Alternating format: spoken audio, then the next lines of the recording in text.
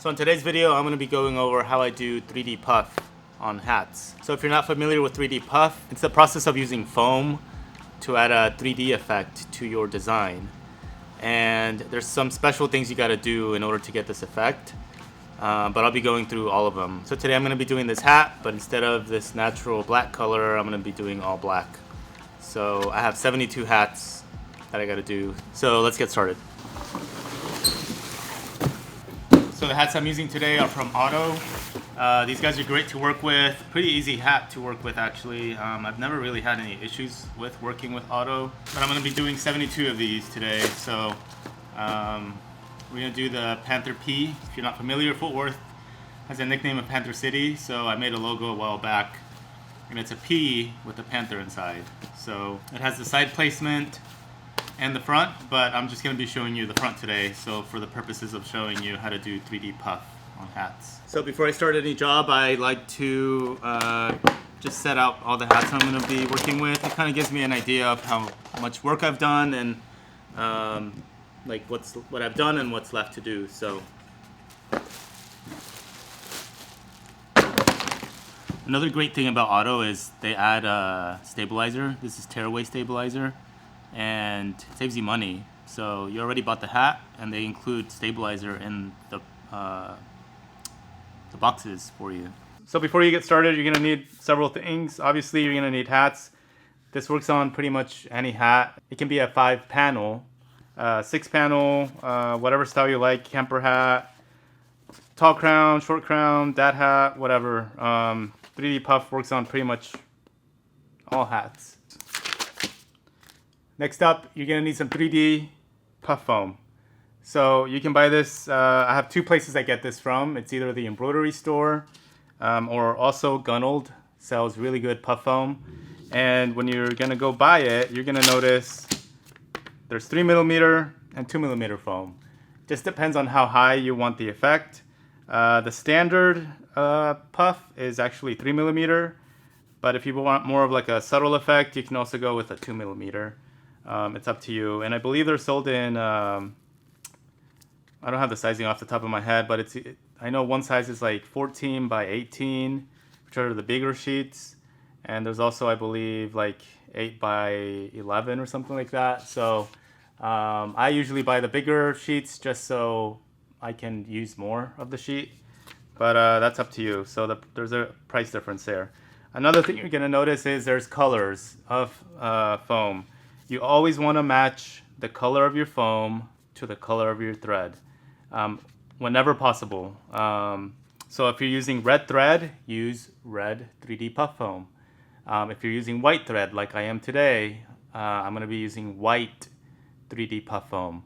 So this minimizes the chance of any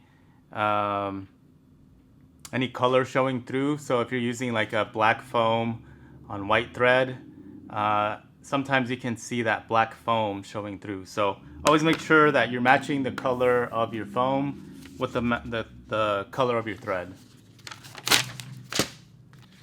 You're gonna need a heat gun. This is to shrink the foam once you're done embroidering it. You're gonna notice sometimes there's little pieces of foam that might stick out or little pieces of thread. So this is just to clean up the hat and make it look nice and tight. So there's people that say to use a lighter. Lighters do not get hot enough for this. You really want to use a heat gun. These are pretty cheap. You can find them at Harbor Freight, Walmart.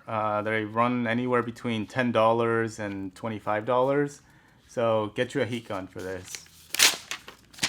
And last, you're gonna need a design digitized for 3D puff. So this is really important. You can't just use any design that you find off Etsy and think that you're gonna do 3D puff with it. Whatever you buy, either whether it's from Etsy or if you're having your digitizer do it or you're doing it yourself, there are techniques that you need to follow to do 3D puff. If your design isn't digitized for 3D puff, this is not gonna work. You're gonna run into a lot of trouble with this. So always make sure that your design is digitized for 3D puff. So if you're doing a custom design, always tell your digitizer, hey, this is for 3D puff, or this area is 3D puff, and then this area is not 3D puff. So always communicate that. And then if you're buying a design off of Etsy, say a font or something like that, make sure that font says for 3D puff. All right, once you have all those items, we're gonna go to the cutting station. I always like to cut these according to their size. So the logo for today is about 2¼ by 1½. So I'm gonna cut slightly bigger sizes, so 3x3 squares for mine. Now, if your design is bigger, say it's like 4x2, cut like a 5x3 size. So always cut your puff according to what you're gonna use. Now, there are people that like to lay the entire sheet on the hat. I'm not a fan of that, but if you like to do it that way, you can. I'm just gonna show you how I do it today. So, got our 3D puff here, and I just have like this cutting thing here. You can also use scissors. You don't have to have this.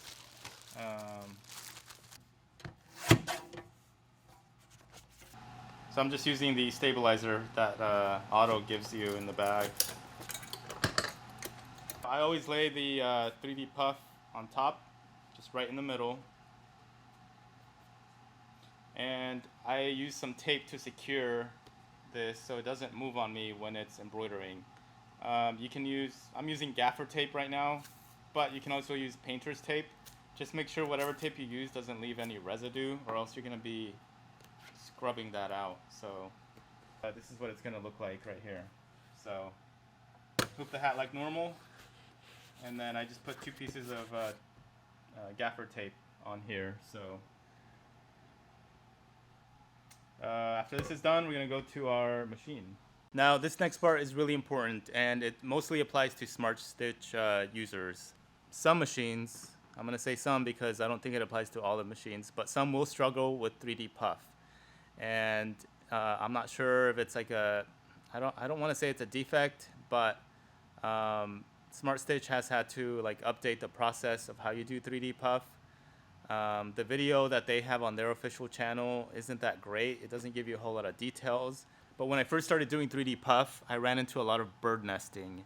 And literally my first attempt at doing 3D puff, I ruined over 20 hats trying to do 3D puff because I kept getting consistent bird nesting. All of my tension tests were running fine. The needle was fine. It wasn't in backwards. Everything was threaded correctly. And after a ton of trial and error, I finally got it to work. And the only way I got it to work was with my top tension being extremely tight. If you have the gauge, it's almost at a 170. And the bobbin around 35 to 40. So this is only if you have the TOA, this guy. So the TOA tension gauge. Those were my readings, and that's the only way I got it to work. So with this top tension being extremely tight. Now, they have since updated a few things. So they are now recommending that you put a piece of 3D puff on the plate right here. And that eliminates the gap between the hat. So I'm guessing what was happening is on a lot of these, what they were doing is there was a lot of fold, like play in between the needle plate and the so there was a lot of play between the hat and this needle plate right here. So they are recommending some people put a piece of foam on here, and that did the trick. For other people, it was lowering this hat frame. So there are some screws in here that you can do to lower this down. So play with those two things. If you run into any bird nesting, go ahead and do that. A lot of people on the user, like the Facebook group, were saying, oh, you don't have to mess with anything, you don't have to touch your tension, you don't have to do anything.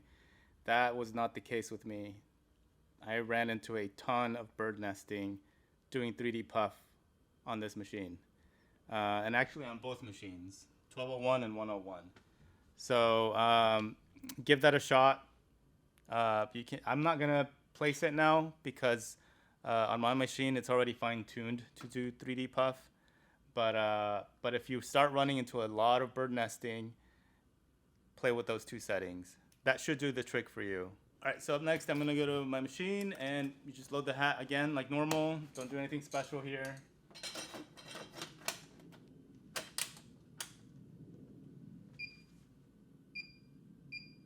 All right, so I have the design loaded, and I'm gonna show you the screen real quick. So right now it's on black. I'm not using black thread. I'm using white thread. So I'm going to tap on the screen and change it to white.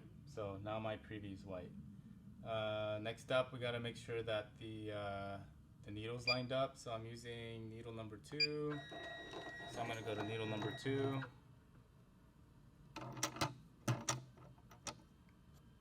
And what I'm looking for here is make sure this seam is lined up to my needle here.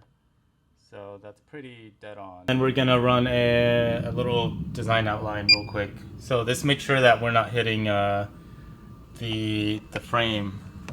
You never want to hit this because you're gonna snap your needle. You can damage your foot. So always run on the first hat just a small. Always run just a quick outline to make sure you're not hitting anything. And in this case, I'm not hitting anything. So you just want to make sure that the foot isn't rubbing with this bar right here. So everything looks good, everything's centered, and now we're just gonna go and hit start. So put in confirmation state, and then hit start.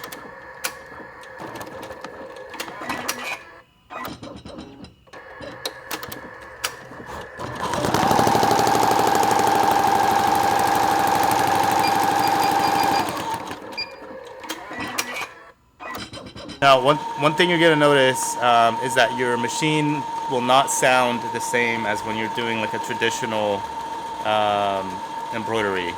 It's gonna sound different, and it doesn't mean that your machine is broken.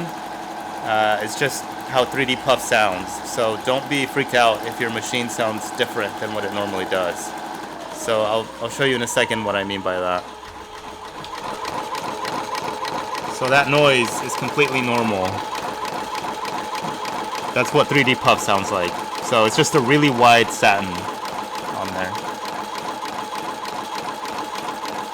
Alright, so we're just gonna let this finish up, and then I'll show you guys how to clean this up. So, alright, so our hat is done. This is what it's gonna look like when you're done with the 3D Puff. The next step is just to take that puff layer off, and here's how you do that. Alright, so this step is pretty important so that you get the cleanest look out of your puff design. So just take your tape off, take your foam off, just tear it away. It works like tear away stabilizer if you're familiar with it. Unhoop your hat, take your stabilizer off. Alright, and you're gonna see here, well, it might be hard to tell, but let me see if I can focus it. On these edges, there's tiny bits of foam sticking out, just tiny. So we're gonna clean that up so this hat can look really clean. So we're gonna grab our heat gun, let it warm up for about, I don't know, 5-10 seconds. I got this one off of Amazon. And this step is really important because you want to do a back and forth motion with it. You don't want to just leave it aiming at the hat because you're going to burn your hat.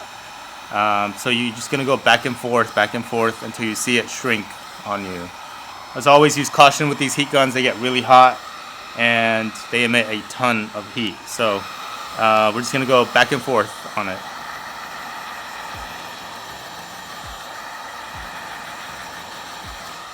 And you can also hit the back or the inside just to clean it up a little bit. And that's it. That's how you clean the puff. So it's really quick, and it gives you a nice, clean look to your hat. So once that's done, you've done your first 3D hat, and you're ready to sell it or give it to your customer, whichever you're doing.